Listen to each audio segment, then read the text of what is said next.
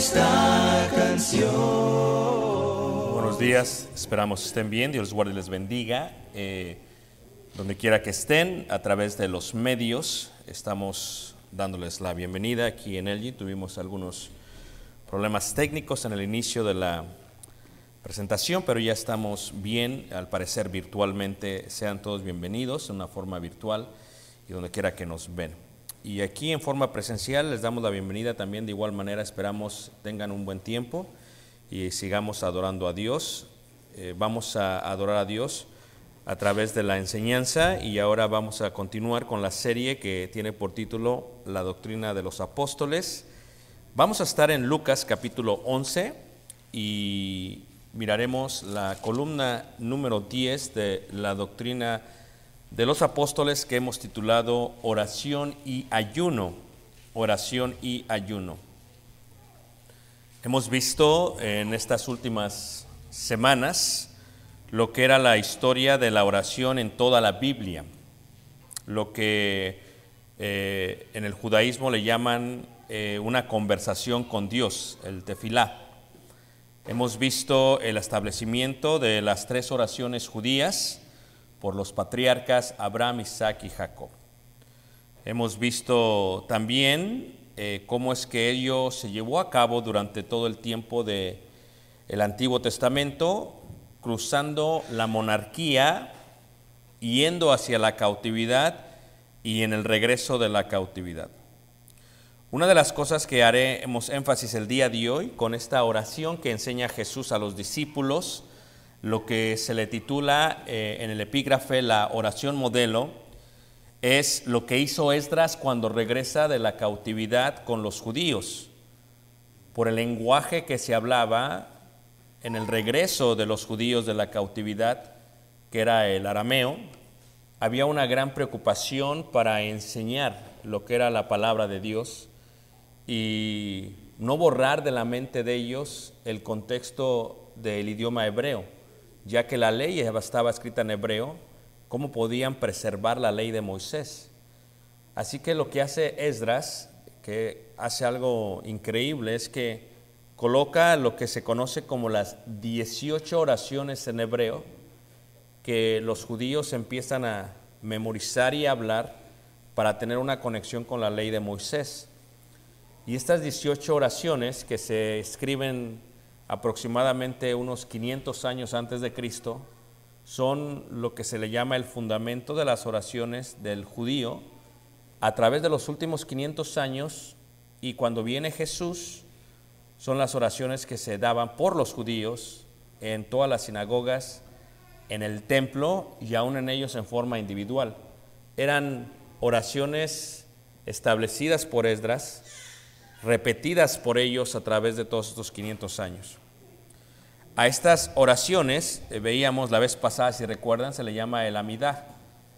Y es muy importante entender este concepto, porque cuando Jesús ha de enseñar a los judíos, cuando Jesús ha de mencionar hacia ellos, a los judíos, cómo se ha de orar, cuando los discípulos le piden a Jesús, enséñanos a orar como enseñó Juan a sus discípulos, Jesucristo da lo que se llama la oración modelo. Pero lo que tú debes de entender acerca de la oración modelo es que la oración modelo es una fusión de las 18 oraciones que había establecido Esdras 500 años antes. Cuando tú ves la oración modelo, la cual está separada en 4 objetivos, en 4 principios, lo que hace Jesús es que toma porciones de estas 18 oraciones que había ya establecido Esdras y las fusiona en una y las muestra de esa manera. Y por eso para mí era importante enseñarles esta historia de la oración, para que cuando veamos cómo es que Jesús enseña a los discípulos a orar, sepamos que Jesús simplemente está fusionando lo que ellos ya tenían en mente y ya hacían por 500 años. Muchos piensan que cuando lo hace Jesús es la primera vez que se escucha, y no es así. Cuando Jesús hace esta oración, está tomando porciones y las ha fluido. Lo que Él considera, el Señor, más importante, lo fluye en una, y de esa manera enseña a sus discípulos a orar. Si saben, esta oración modelo que se da, si ustedes recuerdan, no sé si se la aprendieron ustedes de memoria, tal vez cuando eran pequeños, sabrán en un contexto lo que ello significa. Vamos a leerla ahí en Lucas 11, versículo 12 en adelante, y después la vamos a separar en las secciones que les decía. Y después vamos a aprender lo que cada una de ellas significa. ¿Por qué si Jesús enseña esta idea de la oración modelo, por qué nosotros no la repetimos exactamente como Él la enseñó? Si tú vas a cualquier iglesia de Cristo a través de todo el mundo, no te vas a dar cuenta que nadie hace la oración tal como la enseñó Jesús, la oración modelo. Porque lo que se está enseñando en la oración modelo son principios que, reitero, fluyen del Amidaj o las 18 oraciones de Esdras. Y dice ahí Lucas 11, versículo 2, y les dijo, ellos han pedido que les enseñe a orar. Cuando oréis, decid, Padre nuestro que estás en los cielos, primera sección. Santificado sea tu nombre, segunda sección. Venga tu reino, hágase tu voluntad como en el cielo, así también en la tierra, tercera sección. El pan nuestro de cada día, dánoslo hoy, cuarta sección. Y perdónanos nuestros pecados, porque también nosotros perdonamos a todos los que nos deben, quinta sección. Y no nos metas en tentación, mas líbranos del mal, sexta sección. Estamos mirando la oración modelo y las 6 secciones con las cuales se separan. Ahora, reitero, son 6 secciones, son 4 objetivos, son 5 principios, y eso es lo que pretendemos ver aquí. ¿Cómo debemos de orar? Sería la pregunta. ¿Por qué Jesús decide hacer ello? En Mateo capítulo 6, en el versículo 5, Jesús va a mostrar, hermanos, algunos principios de la oración. Mateo 6, verso 5. La oración que da Jesús es una oración con estructura y contenido judío. Es una esencia de lo que ellos le llaman el Kadish y el Amidaj. Es una esencia de ello. Si lo vemos en detalle, si lo separásemos en detalle, miramos la primera sección, ¿verdad? La cual es Padre nuestro que estás en los cielos. Aquí en Mateo 6, en el verso 9, hace la misma oración. Durante el Sermón del Monte dice, vosotros pues oraréis así, Padre nuestro que estás en el cielo. Dice ahí, así también, en los cielos, perdón. Esta expresión, reitero, es una que era utilizada por ellos. Aquí en las notas se darán cuenta que ofrecemos cuál es la oración de las 18 oraciones, dónde es que se mencionan estas secciones y la relevancia a lo que está diciendo Jesús. Recuerden que nosotros estamos mirando esta clase en el siglo XXI, pero deberíamos enfocarnos en la manera en que ellos la escucharon. Todos los discípulos de Jesús son judíos, todos ellos están escuchando esto, y lo que ellos están escuchando es una fusión de las oraciones que ya hacían con Esdras, pero son secciones, ya no es toda la oración, ¿verdad? Esta idea sale de lo que se incluye en la número 19, la cual dice así: bendícenos, Padre nuestro, a todos como uno. Y esta idea de Padre nuestro no es un principio que establece Jesús, es un principio que ya estaba establecido en esas oraciones. La idea de Ab es Padre, Abenu, Padre nuestro. Esta idea ya estaba planteada en varias de estas 18 oraciones que hacían los judíos. Por eso cuando Jesús las menciona, no es muy extraño para ellos escuchar esta sensación. Y la idea de que estás en los cielos era algo que ya se decía en estas oraciones. En ellos decían: bendiciones, Padre nuestro, a todos como uno, con la luz de tu rostro, pues por la luz de su rostro nos das, Señor nuestro, la ley de vida y la misericordia, la justicia, la bendición, la bondad, la vida y la paz.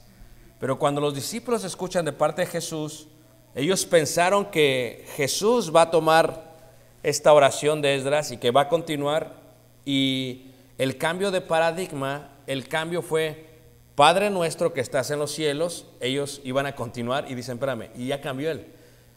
Santificado sea tu nombre. Y dice: espérame, esto ya no es lo que normalmente hacemos. Esta oración que está haciendo Jesús es distinta. Y Padre nuestro que estás en los cielos, sí, parte de una oración. Santificado sea tu nombre, parte de otra oración. Y lo que hace es que fragmenta su oración y la saca de las 18 oraciones. Y eso fue lo que causó conmoción para todos y cada uno de ellos. Dice ahí: santificado sea tu nombre. La pregunta que nos debemos de hacer es: ¿de dónde sale esta expresión? ¿Ok? Reitero, una oración que hacían ellos, una oración que hacen ellos todavía hasta el día de hoy en las sinagogas. Era muy normal que dijeran: santificado sea tu nombre. Pero viene la pregunta interesante: santificado sea tu nombre. Y esto lo digo no por ustedes, que tal vez ya me han escuchado hablar de esto, pero por la gente que nos ve por los medios, que tal vez nunca lo han escuchado hablar, ¿ok? Si yo les preguntase a ustedes: ¿es Dios santo? ¿Qué contestarían ustedes? ¿Ok? Si yo les dijera a ustedes: santificar significa el proceso de santificar, ¿es verdad que sí, hermanos? ¿Es el proceso de santificar? ¿Quién de nosotros puede santificar a Dios? Nadie. Dirían todos: nadie. Es ilógico que Dios, siendo santo, pueda ser santificado por los seres humanos. La pregunta sería: ¿por qué entonces la oración dice: santificado sea tu nombre? ¿Es el nombre de Jehová santo? ¿Por qué vamos a orar y decir que se santifique el nombre de Jehová, que es lo más santo que hay en la tierra? Y aquí es donde hay un choque. Entonces tengo que enseñárselos cómo lo ven ellos, para que entiendan por qué lo hacen ellos. Hablaba hace 3 semanas con un sectario, y la plática se tornaba a eso: a santificado sea tu nombre. Y la pregunta que él me hacía es: ¿qué significa tu nombre? Y le digo: no, tú dime, porque cuando oras dice: santificado sea tu nombre. Y dice: bueno, es que yo santifico el nombre de Dios. Le digo: sí, pero ¿cómo? Y no había respuesta. Dice: es que realmente no sé por qué digo eso. O sea, él se chocó por sí mismo. ¿Por qué dice la Escritura: santificado sea tu nombre? Porque la palabra nombre no solamente significa el nombre como lo vemos los occidentales, sino que para ellos significa la reputación. La reputación, o también lo que significa la autoridad. En este sentido, cuando nosotros decimos: santificado sea tu nombre, lo que es nombre es que mi nombre tiene un cierto tipo de reputación y tiene un cierto tipo de autoridad. Mi nombre, como nombre por sí mismo. Cuando dices Ricardo Barrera, hay un cierto tipo de reputación que yo me he formado a través de mi vida. Las palabras que he dicho, las acciones que he hecho, los compromisos que he cumplido, los que no he cumplido, las faltas que he tenido, todo eso me da un cierto tipo de reputación. Un cierto tipo de reputación. Lo que yo hago me da una reputación. Lo que Jehová hace, lo que ha hecho desde la fundación del mundo y de los cielos, le da una reputación. El nombre de Jehová tiene una reputación. El nombre de Ricardo tiene una reputación. Tu nombre tiene una reputación. La manera en que yo lo explico es de esta manera, ¿ok? Aquí en Estados Unidos, cuando una persona se casa, la mujer debe cambiar su apellido. Ese no era ningún problema hasta el año 2000, cuando nacen todos los milenios, ¿ok? Cuando nacen todos los milenios, ¿ok? En su mente ellos piensan: ¿por qué? ¿Por qué tengo que cambiarme mi nombre o mi apellido cuando me case? Y esta rebeldía fluye a que ahora ellos ya no se cambian el nombre.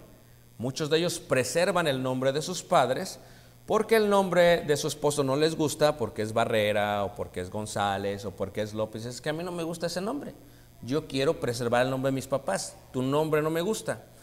Y ellos dicen, no estoy siendo rebelde a ello. Lo que estoy haciendo simplemente es que yo quiero preservar mi identidad. Y por lo tanto no dejan fluir su nombre a el nombre de su esposo. Levante la mano, ¿quién conoce a alguien de esa manera en el mundo, hermanos? ¿A muchos? ¿Nada más 2? ¿3? Ok. Entonces, ¿qué es lo que están haciendo? Es una forma de rebeldía. Ok, dices, no, no es rebeldía, es rebeldía. Y lo mismo sucede en los medios. No quieren cambiarse el nombre porque no quieren reconocer que ya están casados. Siempre le ponen el dash, ¿verdad? Lo que es un anuncio, dice, yo soy, es como si dijera Tali es Barrera, y luego dice dash Vice. ¿Ok? Eso en tu pensamiento no está mal, porque yo quiero seguir siendo Vice. Aquí las autoridades dicen, no, aquí vas a borrar tu nombre y vas a hacer solamente, ¿qué? Barrera. Cuando yo le doy el nombre a mi esposa ya no solamente va a llevar mi apellido, ella va a llevar mi reputación. Lo que mi esposa haga, ella va a deletrear quién soy yo. Cómo se vista, cómo actúe, cómo se comporte, va a darme una reputación, ya no como hombre soltero, ahora como hombre casado. Si mi mujer se comporta mal o hace las cosas malas, eso me va a mal representar a mí. ¿Estamos de acuerdo? Porque la pregunta dirían, ¿qué acaso esta no tiene esposo para que le corrija sus barbaridades? Levanta la mano que me está siguiendo, hermanos. Okay. Lo mismo pasa con los hijos. Cuando los hijos nacen, uno les da el apellido. Y por lo tanto, yo recuerdo esto y siempre doy este ejemplo cuando hablo de este contexto porque me acuerdo claramente, mi mente la tengo bien finita en eso. En México, una vez en la secundaria diurna 228, a la secundaria que yo fui, antes de acabar mi tercer grado de secundaria, había unas niñas caminando, yo estaba en la parte de arriba. Se conoce que los edificios de las escuelas de México tienen los pasillos afuera y se ve todo hacia abajo. Entonces iba pasando la niña con su amiga. Mi madre me había hecho una torta de esos bolillos muy ricos con frijolitos y jamón. No se acuerda mamá, yo sí me acuerdo. Y entonces era tremendo yo. Entonces se me ocurrió hablarle a la muchacha y le hablé y volteó y vi mi torta y vi a la muchacha y en mi mente pensé, se vería muy bonito la torta y la muchacha juntos. Entonces le aventé la torta y en cámara lenta, manos, pues la torta, se le sale la servilleta, se empieza a abrir la torta, se la imaginan, manos, y los frijoles le caen en la cara. Tremenda. Lo que pasa es que nada más era una torta, no eran dos, y iba con otra amiga. Ella no me vio, porque lo único que vio fueron los frijoles y el pan. Pero la otra sí me vio, y la otra me echó de cabeza. Entonces me llevaron a la dirección. En México sabes que el prefecto te lleva a la dirección. Es lo que le llaman aquí el dean, te lleva a la dirección. Aquí es el prefecto, te lleva a la dirección. Y te llevan, y me llegan y me sentaron. La dirección, siempre la bandera de México, ¿verdad? Dentro de una vitrina de cristal, si se recuerdan México, hermanos. Yo estaba sentadito en las sillas, estaba dentro la directora, estaba afuera la secretaria, la subdirectora, y entonces le mandaron llamar a mi mamá, y mi mamá llegó. Entonces cuando mi mamá llegó y entró, ella no sabía de la torta, esto no había videos, no había Snapchat, no había medios, no es como que eso se hubiera viralizado sin ningún problema por todos los medios, pero no sucedió, gracias a Dios. Entonces, lo que sucede, hermanos, es que cuando mi madre llega, lo primero que le hace la pregunta el director es, ¿usted es madre de Ricardo Barrera Gaona? ¿Ah? O sea que no dijo de Ricardo nada más. O sea, como en forma de marcarlo, dice, ¿usted es madre de Ricardo Barrera Gaona? Y en ese momento mi madre me volteó a ver, y ustedes saben las miradas de las mamás, cuando te cachetean, te bofetean, te pegan solamente con mirarte. Y ya sabía cómo me iba a ir. ¿Qué es lo que estoy haciendo? Yo le estaba dando mala reputación a mis padres. ¿Estamos todos de acuerdo, hermanos? Porque lo que yo estaba haciendo, el apellido que yo llevaba, lo tomé a la ligera. No solamente me vi mal yo, hice ver mal a ¿quiénes? A mis padres. ¿Todos me están siguiendo en el contexto, hermanos? Ahorita voy a acabar de explicar. Cuando tú ves a un niño y lo ves como un niño de hospicio, dicen por ahí, si el niño tiene, ustedes tienen que, las madres de hoy son un desastre en ese aspecto, ¿ok? Antes no era así. Escuchen lo que estoy diciendo, hermanos. Si tú ves a un niño, las madres se aseguraban que los zapatos estuvieran bien boleados. ¿Cierto o no, hermanos? Y nos estaban haciendo que boleáramos el zapato antes de irnos a la escuela. Porque cuando te formaban, si no los traías boleado, te podían mandar a la casa. Ya no es así el día de hoy. Los mandas con crocs, con chanclas, y no les puedes decir nada al niño porque es bullying y lo estás maltratando y lo estás traumando de por vida y se va a matar cuando tenga 21 años. Nada que ver con eso, ¿ok? Ya no es así. En aquel tiempo, si tú llegabas con el uniforme y no estaba planchado, te mandaban de regreso. ¿Verdad que sí? El día de hoy son las maestras las que llegan todas desplanchadas y greñudas. ¿Estamos todos de acuerdo, hermanos? Esto es lo que les estaban ofreciendo el día de hoy. Una falta de cortesía, de sentido común, de decencia y de orden. A lo que le están llamando, yo soy libre. ¿Por qué te exageras? El hecho que yo traiga esto acá no hay problema. Sí hay problema. La Biblia decía, por ejemplo, en el caso del varón, dice Proverbios 31 de la mujer virtuosa, cuando el varón entra en un lugar, dice, honrarán a la esposa por el vestido que lleva el varón. Por los vestidos será reconocido el varón. Ya no hay el día de hoy así. Ya el hombre dice, me quiero poner esta playera y tú no te metas. Y la mujer, ok, está bien, así me ahorras la planchada. Así no era antes, hermanos. ¿Todos me están siguiendo, hermanos? Porque tú dices, ¿qué acaso este hombre no tendrá mujer que le planche? ¿O no? A ver, hermanas, levante la mano, ¿quién no piensa así, hermanos? Ahí está, las hermanas mayores, las jóvenes. ¿Cuál es el problema, hermano? Que vaya todo arrugado, ese no es problema. Ese concepto de los niños que no traigan zapatos, que no está mal, preguntan, ¿qué acaso el niño no tiene padre para que le compre zapatos? ¿Ok? En la Biblia, cuando tú ves todo el Antiguo Testamento, se estipula esto en el tercer mandamiento, porque hay 10 mandamientos. Yo soy Jehová tu Dios, no tendrás dioses ajenos. Tercer mandamiento, no tomarás el nombre, ahí está, de Jehová en vano. Nombre del hebreo Shem, ¿verdad? Hashem es Kadesh Hashem. Nombre indica reputación. Porque dices, ¿cómo que no tomarás el nombre de Dios en vano? ¿Qué significa eso? El otro día le di una regañada a Caleb porque se pone a jugar con sus amigos en línea, ¿verdad? Y empezó y dijo, oh Lord, Señor. Y empezó a decir Dios por un juego. No lo hubiera escuchado. No lo hubiera escuchado. ¿Por qué? Porque está utilizando el nombre de Dios en algo que no tiene nada que ver, en un juego. Y si no le digo algo, al rato por cualquier cosa va a utilizar el nombre de Dios. ¿En qué?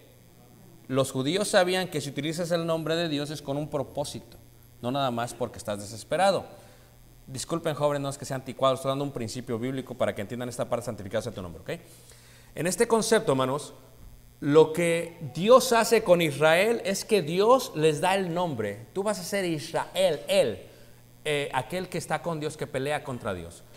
Lo que tú hagas me va a dar una reputación a mí. Es lo que le está diciendo. Ya me puedo mover porque tenemos un micrófono portátil, que bueno. Lo que tú hagas me va a dar una reputación a mí. Así como la esposa al esposo, el hijo al padre, el esposo a la esposa, lo que tú hagas va a hablar de mí. Bien, va a hablar de mí mal. Entonces, cuando David peca, si ustedes recuerdan la parte de David, hermanos, David peca, mata a aquel hombre por la mujer, y luego de matarlo, lo mata indirectamente y luego trata de encubrir su pecado. Pero cuando el profeta Natán le dice eso, no le saca eso en cara, le dice, la razón por la cual Dios va a hacer que tu hijo muera no es por el adulterio, que para los judíos no es adulterio, pero eso, no voy a hablar de eso ahorita, no es por el aspecto de lo que encubrió, no. Dice, la razón por la cual va a morir tu hijo, dice, porque las naciones de en derredor están blasfemando el nombre de Dios. ¿Qué están diciendo? Si tú eres el rey de Israel y tu Dios es Jehová, y lo que has hecho es que has mandado matar a este hombre, has tomado preso a tu mujer, lo quieres encubrir, pues, ¿qué tipo de Dios tienes? Porque lo que tú y yo hacemos le da una reputación ¿a quién? A Dios. ¿Qué está diciendo Jesús entonces? Padre nuestro que estás en los cielos. Avenu Basha Shemayim. Y luego viene la parte, santificado sea tu nombre. ¿Qué significa santificación? Significa que cuando tú vas a orar, tienes que examinarte, porque lo que tú haces le da una reputación a Dios. Si Ricardo a los 44 años andas aventando tortas de frijoles, van a decir, ¿quién es el Dios de Ricardo? Imagínate. Si imagínate tú vas a hacer tus impuestos y no, apúnteme ahí, tengo un sobrino allá en México o en Guatemala y apúntele, échelo ahí, añádalo. A ver, pero es verdad, usted no diga, usted añádalo. O que él diga, haga esto para que le cobren menos. La pregunta sería después, ¿y a qué se dedica? Soy ministro de la Iglesia de Cristo. Míralo, qué bonito. Echándole mentiras al gobierno, tomando créditos que no le corresponde y luego le está dando mala reputación ¿a quién? Muchas veces lo que tú y yo hacemos, tal vez tú dices, no importa lo que yo hago, eso no le afecta a nadie. Le afecta en la reputación que le damos a Dios. Cuando dice Jesús, santificado sea tu nombre, indica que no es que yo purifique el nombre de Dios porque ya es santo, pero que lo que yo hago le da un cierto tipo de testimonio y reputación a Dios. Este concepto, esta idea, lo vemos por ejemplo aquí mismo, cuando dice en Mateo capítulo 5, versículo 16, dice, así alumbre vuestra luz delante de los hombres, para que vean vuestras buenas obras y glorifiquen a vuestro Padre que está en los cielos. ¿Qué está diciendo? Si tú eres buen hombre, si eres veraz, si eres íntegro, entonces la gente que te conoce te va a conocer por eso y va a decir, yo quiero saber quién es el Dios de este hombre, porque este hombre es veraz, es íntegro y es una persona que merece respeto. ¿Pero por qué merece respeto? Porque él simplemente está obedeciendo ¿a quién, hermanos? A Dios. Lo que tú y yo hacemos santifica el nombre de ¿quién? De Dios. Le da un cierto tipo de reputación ¿a quién, hermanos? A Dios. En este sentido, ellos decían lo mismo. Santificado sea tu nombre en las oraciones. Fíjate cómo decía esta oración de la Midrash: santificaremos tu nombre en el mundo, así como sucede en los cielos, así como está escrito por la mano de tu profeta. Y ellos llamaron del uno al otro diciendo, santo, santo, santo es el Señor de los ejércitos, toda la tierra está llena de su gloria. ¿Qué es lo que estás viendo? Si tú lo ves como judío, Padre nuestro que estás en los cielos. Esta es la oración número 19 de la Midrash. Santificado sea tu nombre. Esta es la oración tal de la Midrash. Ellos están viendo una fusión solamente. Es lo que están viendo. Pero lo que están viendo es un orden distinto. Y eso es lo que causó conmoción. Para nosotros es una oración que nos aprendimos de pequeño. Luego dice en la parte de ahí, venga tu reino, hágase tu voluntad. La pregunta sería, ¿dónde está el reino? Ya vimos esto en toda esta serie. ¿Dónde está el reino, hermanos? Es la iglesia. ¿Dónde está ahorita? En la tierra. Entonces, si yo dijera, venga tu reino, sería incorrecto porque el reino vino. ¿Estamos de acuerdo, hermanos? Entonces, esta idea de venga tu reino, hágase tu voluntad, ¿por qué Jesús entonces enseña que se haga de esa manera? Porque Jesús le está hablando a judíos que todavía no habían visto venir el reino de los cielos a la tierra. La iglesia se estableció 3 años después de este suceso.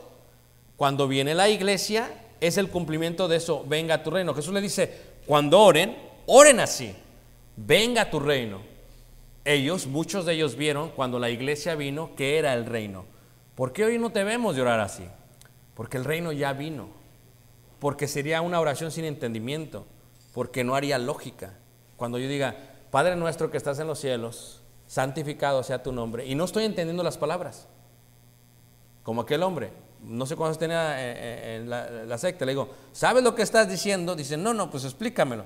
Digo, no, pues mucho tiempo para explicártelo, pero ¿sabes lo que significa santificar tu nombre? Luego, venga tu reino. Si tú estás diciendo venga tu reino, significa que no comprendes lo que estás diciendo. Eso es lo que significa, porque venga tu reino indica, venga ¿qué, hermanos? La iglesia. Juan dijo, el reino de los cielos se ha acercado. Jesús oró, venga tu reino, ¿verdad? ¿Y qué dijo Pedro? Se estableció el reino. Entonces, cuando tú ves este orden, el orden de la oración en el tiempo que se dice es correcto.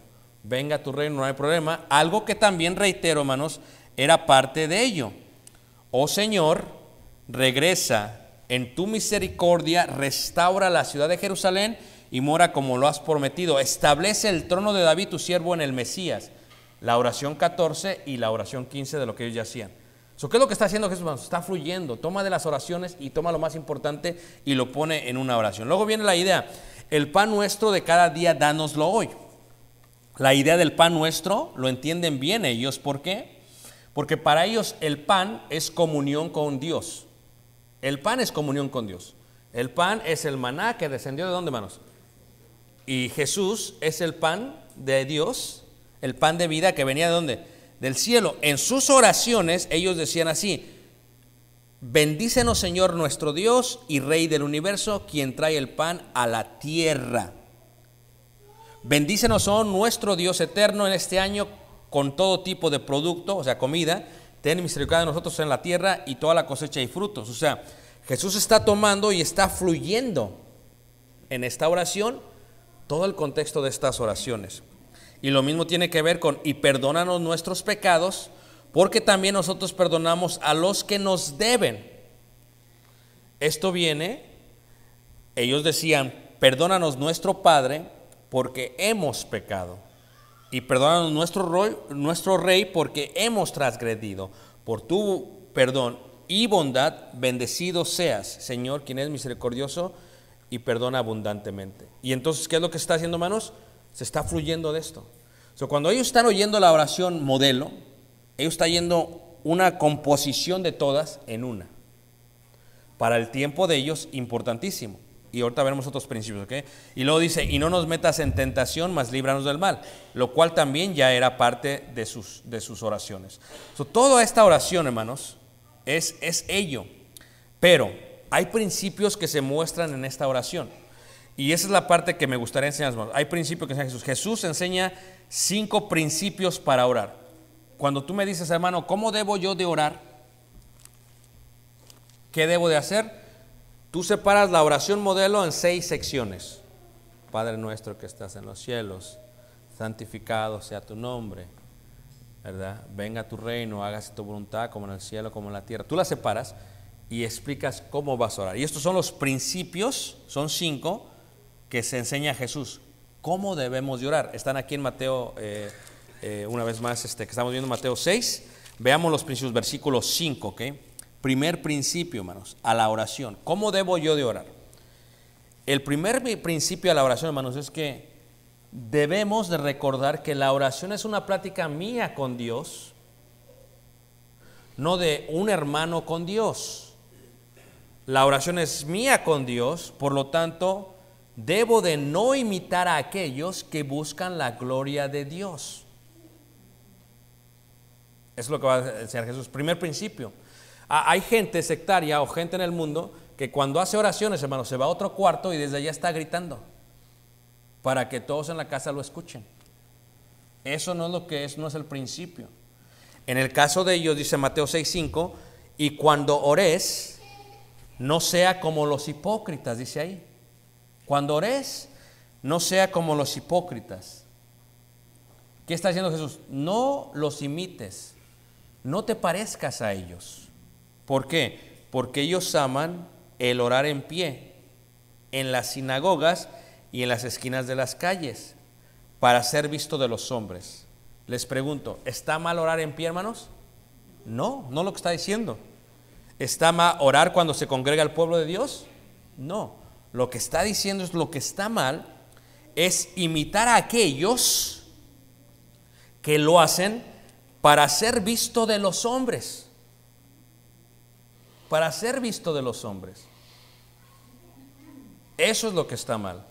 No, es el primer principio de la oración es que nosotros cuando oremos, fíjate cómo dice Jesús, versículo 5 dice, de cierto os digo que ya tienen recompensa. Claro, porque tú ves a un hombre, hay gente sectaria o gente a veces tristemente en la iglesia que son exagerados, o sea, se ponen a orar y levantan las manos y quieren que todos lo vean y le hacen y hacen esto. Pero ¿por qué lo hacen?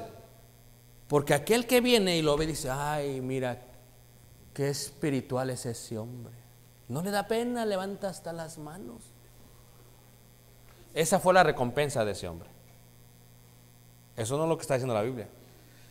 Recibieron recompensa sí, la de aquel que dijo que espiritual es. Pero así no es como se debe de orar. Dice Jesús, versículo 6, mas tú cuando ores, entra en tu aposento y cerrada la puerta, ora a tu Padre que está ¿en qué? En lo secreto. Segundo principio. Primero es, no imites a los hipócritas. Segundo principio. Cuando oras, es solamente tú y Dios. Es solamente tú y Dios. A ver, no sé si está, déjame ver si me está diciendo Josué, se perdió la pantalla. No sé si se penteó en la forma. Iván, tal vez puedas ayudarnos con esa parte. Si no me escuchan, y espero les aclare esa parte. Ok, el segundo principio es orar en los secretos, solamente tú, Dios, eso es lo que importa. No importa que te escuchen en la casa, no importa que hay gente muy exagerada, hay gente en el mundo que según ellos se ponen a hablar en lenguas y que todos lo escuchen. Eso no es lo que pidió Jesús. Eso es un desorden, no lo ves en la Biblia, no hay un contexto bíblico. ¿Por qué lo hacen? Porque aman. ¿Y saben qué le dicen en el mundo? Tú no has hablado en lenguas, no has orado en lenguas, no, pues no tienes el Espíritu Santo. Fíjate hasta dónde llega el punto. No, eso no, lo que pide Jesús es, cuando ores tú, entra en tu aposento, tu cuarto, y cerrada la puerta, ora a tu Padre que está en secreto. Y tu Padre que ve en lo secreto, que tú tengas una relación con ¿quién, hermanos? Dios es el principio. Hermanos, les decía yo en la primera clase, hermanos, nuestros hijos, el otro día digo, vete a orar al cuarto, dice, ¿pero por qué? ¿Por qué voy a ir a orar? Porque no están acostumbrados. Y nosotros tenemos que enseñarles a orar. Ora en silencio. Ve, habla con Dios. ¿Sabes cuántos de nuestros jóvenes, hermanos adultos, solamente oran aquí? O cuando comen, hermanos. ¿Cuántos realmente se toman el tiempo para entrar a su cuarto donde nadie los ve, donde no tienen que levantar las manos y se ponen a orar con Dios? La oración te mantiene humilde y escucha lo que te voy a decir, ¿ok? Si tú oras en secreto, nunca vas a caer de la gracia de Dios. La oración es clave para mantenerte fiel. Si tú oras en secreto, que nadie sepa, nunca vas a caer de la gracia de Dios. Número 2, algo interesante en este concepto, hermanos, es que cuando Dios lo ve en secreto, Él te recompensa, ¿qué? En público. O sea, si lo que estás buscando es la gloria de los hombres, si lo que estás buscando es la gloria de los hombres, vas a tener recompensa de ellos. Pero si lo que buscas es la gloria de Dios, o que te recompense Dios en público, ¿qué dice? Ora en privado. Ora en privado, que nadie te vea. No se trata de sorprender a la gente, ni a tus familiares, ni a tu esposa, esposo, hijos. Se trata de, ¿qué, hermanos? Tener una relación con Dios. Él te va a recompensar en público. Si tienes una vida exitosa en la vida, especialmente en el cristianismo, dependiendo cuál sea tu concepto de éxito, es porque Dios te está recompensando por todas las oraciones que hacen, ¿qué, hermanos? En secreto. En secreto. ¿Ok? Tercer principio, versículo 7 dice, y orando, no uséis vanas repeticiones.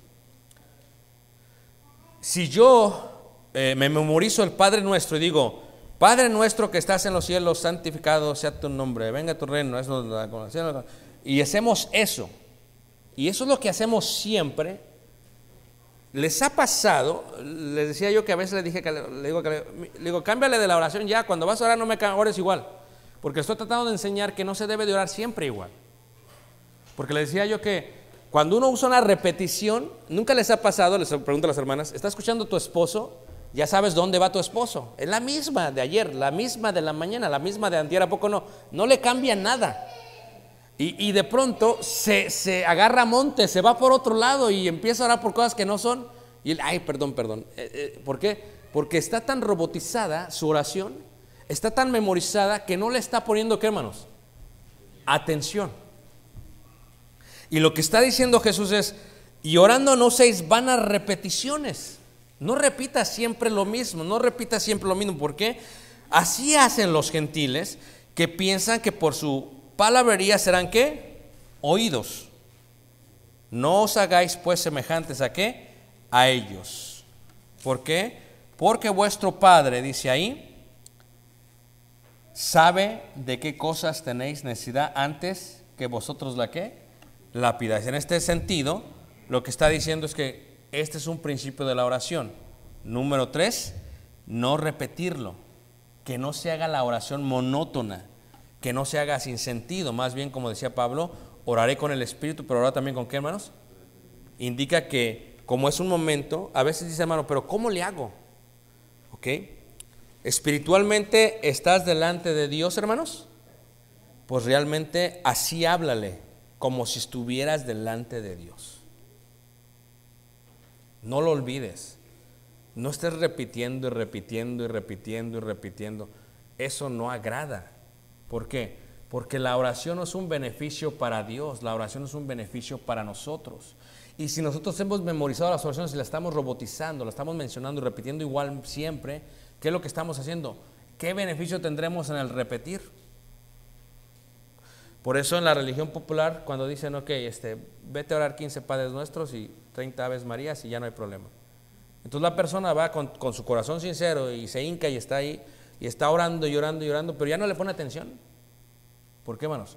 Porque la oración es una plática con Dios. Imagínate tú, platicas con tu esposa y siempre te dice lo mismo. O tu esposo siempre te va a decir lo mismo. Gracias, mi amor, porque me diste la comida en este plato, le pusiste sal, te lo agradezco.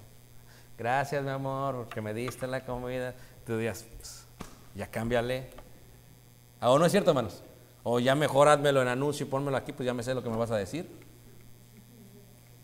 Dios, Jesús dice, no uses vanas repeticiones. Y luego explica esa parte. Luego, en el mismo contexto, hermanos, reitero, se muestra la oración modelo. En Lucas 11 son 6 objetivos, 6 separaciones. En Mateo son 7. Número 1, la relación intrínseca que tenemos con Dios. Dios es nuestro Padre y no solamente es mío. Cuando digo Padre nuestro, reconozco que mis hermanos que están orando también en privado, también es Padre de ellos. No solamente es mío, es de todos. Número 2, reconozco, ¿verdad?, en una posición de humildad. ¿Por qué? Porque Él está en los cielos y yo estoy ¿dónde, hermanos? En la tierra. Número 3, una reflexión entre la unión de mis acciones. ¿Se acuerdan lo que decía el contexto? Si tú vas a ir a presentar una ofrenda a Dios al altar y estás mal con tu hermano, dice ponte con tu hermano bien y luego vienes al altar. Entonces nos ayuda. Si vas a santificar el nombre de Dios, ¿qué hice el día de hoy? ¿Puedo orar cuando estoy agarrado del chongo con mi esposa? ¿Puedo orar? No, porque mi oración tendrá que, hermanos, estorbo, dice Pedro. Tengo que estar bien con todos. Fíjate, un joven, una joven. No, mis padres, que les falta el respeto. Y luego, ahora sí, voy a orar. Padre nuestro, pues espérame tantito. Primero, honra a tu padre y a tu madre y luego ven y me honras a mí. ¿Cuál es el concepto? Santificado sea tu nombre, es tener la responsabilidad cubierta antes de orar. Imagínate aquel, acaba de asaltar, ¿verdad? Como aquel hermano en México que le pasó. Pobre, fue al barrio más peligroso de toda México, Ecatepec. Número 2, después de Río de Janeiro. Y va a Ecatepec, se lleva su carrito, un blanco bonito. y llega y lo bajan a punta de pistola y se lo quitan. Imagínate, el que va con el carro, ay Señor, el que se lo robó, ay Señor, gracias porque mira, el carro que me diste. ¿Es ilógico, hermanos? ¿Cuánta gente en el narcotráfico no hace eso? ¿Cuántos ladrones no se persignan antes de hacer eso? ¿Cuántos políticos no utilizan a Dios como un beneficio en público y no en secreto? Entonces miramos que es importante santificar el nombre de Dios antes de la oración. Y así lo vemos, ¿ok? Ahora, es curioso más porque cuando acaba Jesús, versículo 16, decimos, ¿está enseñándonos Jesús? Sí. El sermón del monte era para los judíos, sí, bajo su contexto, sí, pero nos enseña los principios de la oración modelo. Pero luego, en el verso 16 dice, cuando ayunéis, esto lo hace después de hablar de qué, hermanos, de la oración. Si el ayuno no es importante, ¿por qué va a hablar Jesús del ayuno? Porque es parte de su orden, de su homilética, de su homilia. Cuando uno prepara un sermón, tiene un orden, una homilia, ¿verdad? ¿Por qué lo mete? ¿Por qué el ayuno después de la oración? Porque va como parte de. Cuando ayunéis, no seáis austeros, dice ahí la palabra de Dios. En el contexto, ¿qué significa ser austeros? Indica ser rigorosos. O sea, vivir una vida con rigidez. Cuando ayunéis, no seáis austeros como los hipócritas, porque ellos demudan, dice, o sea, cambian repentinamente. ¿Tú te has dado cuenta, hermanos? A ver, ustedes podrían creer que en la iglesia, porque en la iglesia, como dicen, en la viña hay de todo. ¿Podrías creer que hay gente dramática en la iglesia, hermanos? ¿Sí? ¿Amén? Ahora sí la hermana está en todo lo que da, hermana. Muy bien. Hay gente que es tan dramática que se asegura que cuando viene a la iglesia todos sepan que está triste. ¿Cómo?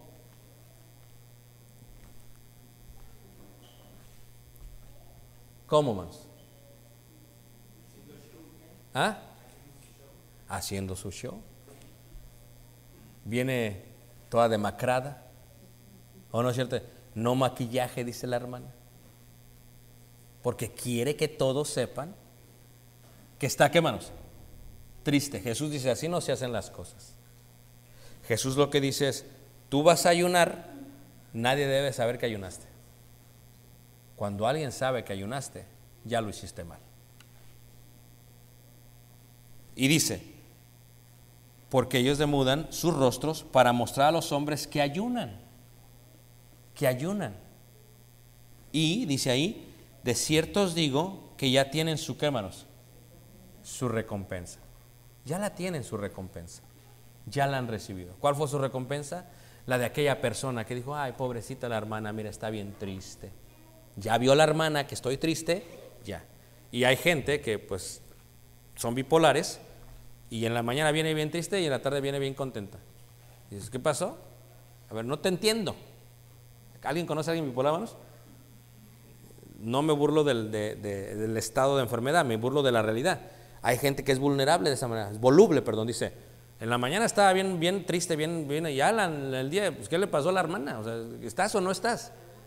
En el ayuno, el principio es, cuando vas a ayunar, tienes que hacerlo sin que nadie se dé cuenta. Cuando vas a orar, tienes que hacerlo sin que nadie se dé ¿qué? Cuenta. Versículo 17, pero tú cuando ayunes, unge tu cabeza y lava tu rostro, para no mostrar a los hombres que ayunas, sino a tu Padre que está ¿qué? En secreto, y tu Padre que ve en lo secreto te recompensará ¿qué, hermanos? En público. ¿Cuál es el principio entonces? El ayuno puede ir acompañado de la oración siempre y cuando el ayuno sea hecho ¿en qué, hermanos? En privado, en secreto. Nadie debe de saber. Ya que alguien sabe, se ha perdido toda la esencia del mandamiento. Preguntas, hermanos. Son los 5 principios, ¿ok? 5 principios.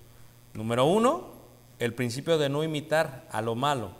Número 2, el principio de estar en secreto. Número 3, el principio de no repetir. Número 4, utilizas la oración modelo no para repetirla, sino para usar sus principios.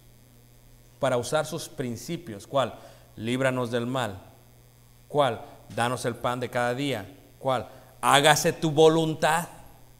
Eso es algo muy importante, porque cuando lo haces con entendimiento, aunque las cosas te vayan mal en la vida, dices, hágase tu voluntad, aceptas que Él está en control y que Él decide qué va a suceder. Y finalmente, el ayuno. Se puede hacer, se debe hacer, sí, pero solamente si es en privado. Porque si tu hermano o hermana ya sabe, de nada sirve. De nada sirve. Entonces, esos son los principios de la oración. Voy a abrirlo a preguntas, hermanos, si hay alguna pregunta en cuanto a la oración. Preguntas, hermanos. Sí.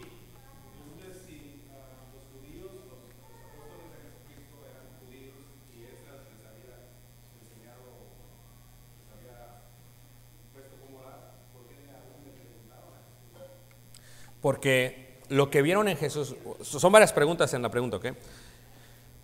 ¿Los discípulos de Jesús eran judíos? Sí. ¿Los discípulos de Jesús habían aprendido de Esdras estas oraciones? Sí. Todos los judíos en el primer siglo oraban las oraciones de Esdras. Todos, en las sinagogas se oraban, en la forma personal se oraban. Ellos tenían una estructura, un régimen de cómo se hacen las cosas. Okay. Número 3, la pregunta es, ¿por qué le piden a Jesús? Porque se dan cuenta que Jesús está cambiando todo, lo que estaba basado en ellos. O sea, llega Jesús y empieza a cambiar todo. Lo vamos a hacer así, así oíste, ahora va a ser así. Ahí sí oíste. Entonces, cuando ven eso, él le dice a Jesús, enséñanos tú a orar. O sea, Juan le enseñó a sus discípulos, pero tú dinos cómo oramos. ¿Y qué hace Jesús? Fluye, toma lo que es importante y lo pone. Primero, no repite la oración de Esdras, porque si lo hace en repetición, ya lo sabían. Lo que hace es que toma de las oraciones lo que considera más importante y las fusiona. Y lo que nosotros tenemos que aprender es que no se trata de repetir lo que dijo Jesús. Se trata de ver lo importante de cada sección y usarlo. Cuando oramos, tú dices, hermano, yo voy a orar, voy a mi cuarto y oro, pero ¿qué oro? ¿Qué voy a pedir? ¿Qué voy a hacer? ¿Qué te enseña? Primera sección de la oración de Jesús, que reconozcamos que Él es Padre no solamente de nosotros, de todos, y que reconozcamos que está en los cielos y nosotros en la tierra, que te humilles. ¿Qué voy a pedir? ¿Ah? Santificado sea tu nombre.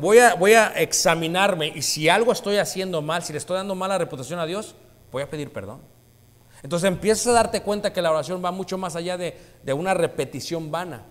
Va a entender lo que se dice, a que sea espontánea sí, pero que sea con el entendimiento. O sea, que todo lo que estás diciendo sea, por eso te decía yo el ejemplo, imagínate tú, un ejemplo solamente, que maltratas a tu mujer, a Laura, que la golpeas. Y luego, voy a ir a orar, mujer, ahorita vengo. No hace sentido, hermanos. Pero hermanos, ¿cuántos de ustedes han visto hombres que maltratan a sus mujeres y luego oran para la comida?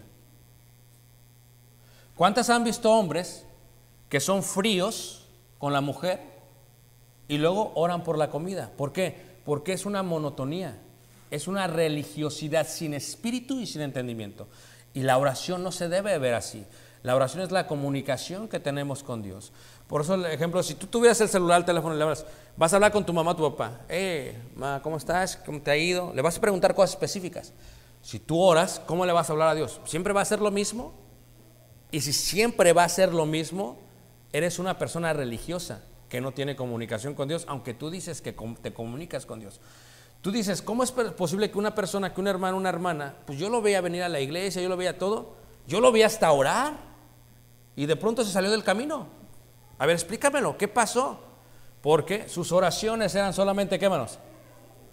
Repeticiones, no eran de corazón, era lo mismo y lo mismo, la misma cantaleta siempre. Y después cuando se sale es porque no había una relación con Dios. La oración es un beneficio para nosotros, no para Dios. Tú oras a Dios, imagínate, como hijos, por ejemplo, Emma, que ya se está formando como hombrecito, ya tiene su bigote, su barbita, ya empieza a trabajar, ya empieza a tener dinero, ya se empieza a mover. Ya lo que hicieron sus padres, pero ellos, ya oraste.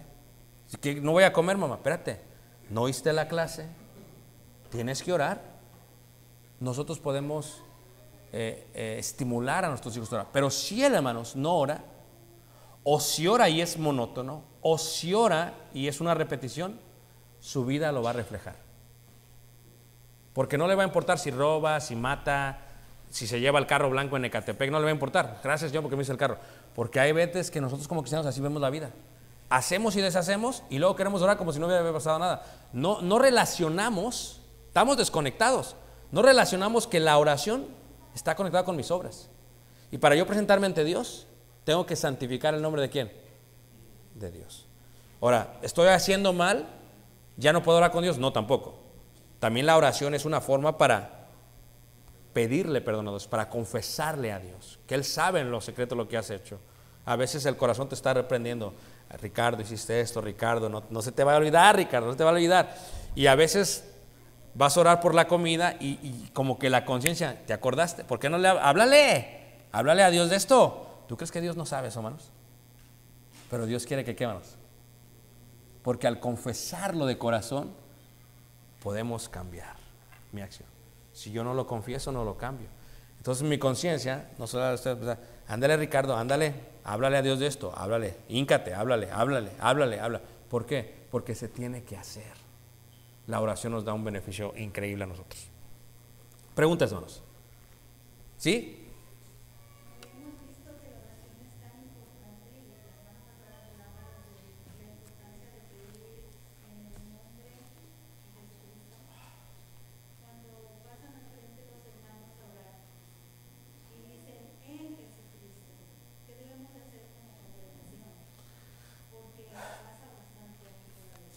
Sí, di esta clase, espero los hermanos no se olviden y espero no vuelva a pasar. Si llega a pasar, lo correcto es, aparte, mencionárselo al hermano. Porque es parte de la gran responsabilidad que tenemos como hombres. Tenemos que orar bien, porque no oramos por nosotros, oramos por el pueblo de Dios. Y tengo que seguir repitiendo eso, hermanos, porque quien pasa a orar aquí no ora por sí mismo, ora por todos. Entonces tiene que orar bien, porque es por todos. A mí me ha pasado que estoy organizando un servicio hermano, ora. Y el hermano me decía, y me acercaba y dice, no puedo, hermano. ¿Por qué? No puedo. Pon a alguien más. Porque el hermano relacionó que el pleitote que tuvo con la mujer no le permite orar por el pueblo de Dios. Qué bueno tener ese tipo de temor todavía, hermanos. Pero ¿cuántas veces hay gente que nunca nos ha dicho, sino que pasan a orar? Y si su oración ya tiene estorbo, hermanos, qué triste que le ponga estorbo a toda la oración de todo el pueblo de Dios. Y eso es lo que tenemos que minimizar, esos tipos de errores. Cuando hay una comprensión se entiende mejor. Preguntas, hermanos, ¿acabamos? ¿Me entendieron, hermanos? Sí, hermana Vilma.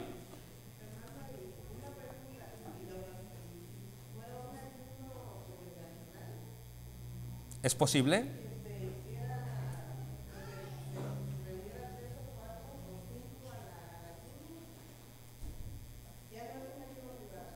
No. Es posible hacer un llamado a el ayuno congregacional si por lo que se tiene que pedir, como hizo Esther, es algo que le afecta a toda la congregación.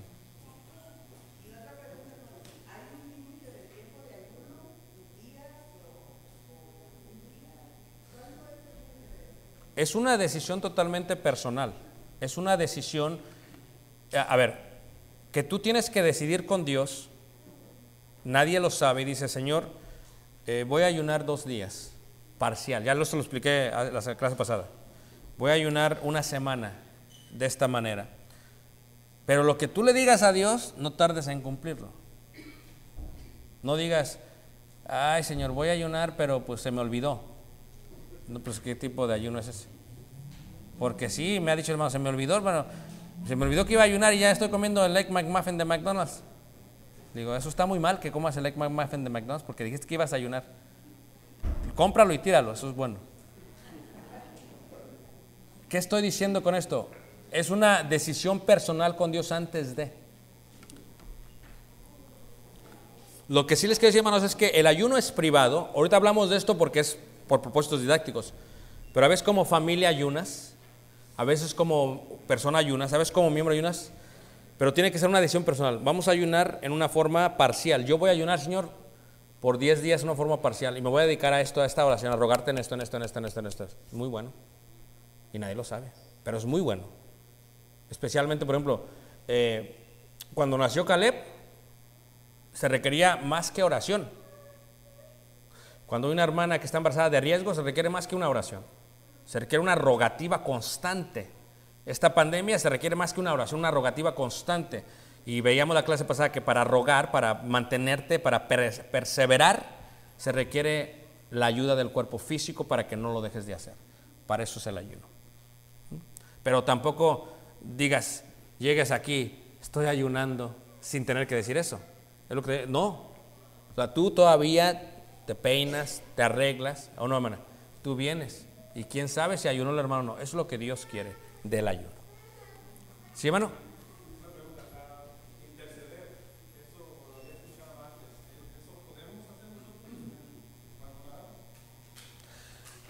Interceder significa que yo le pida a Dios por alguien más. Eso lo vamos a ver en la próxima clase. Tengan paciencia, ¿ok? Sí es posible, pero hay por ciertas cosas que no intercedemos. Por ejemplo, ya se murió la persona, es pecado orarle a Dios por alguien que ya se murió. Imagínate, Señor, te pido que bendigas al que se murió, hágase tu voluntad. Pues no entiendes. No entiendes lo que pasó. Dios. La otra sería, si una persona ha sido excomulgada, que estés orando todavía por el excomulgado. La otra sería orar por alguien que ha echado el evangelio, lo ha tomado como una basura. Las perlas a los cerdos, dice. Son cosas serias. O sea, imagínate, voy a orar por eso. O sea, yo sé que mi hijo es homosexual y era cristiano antes. Y sé que voy a seguir orando para que el homosexual. No. Hay cosas que no puedes interceder. Por otras sí puedes interceder. Dice Juan, hay pecado de muerte y hay pecado que no es de muerte, pero yo pido que por el pecado de muerte no se pida. Primera carta de Juan, capítulo 5. Señor mi Dios, al contemplar los cielos, el firmamento y las estrellas al oír tu voz en los potentes truenos y ver brillar el sol en su cenit. Mi corazón entona esta canción. Cuán grande es Dios, cuán grande es Él.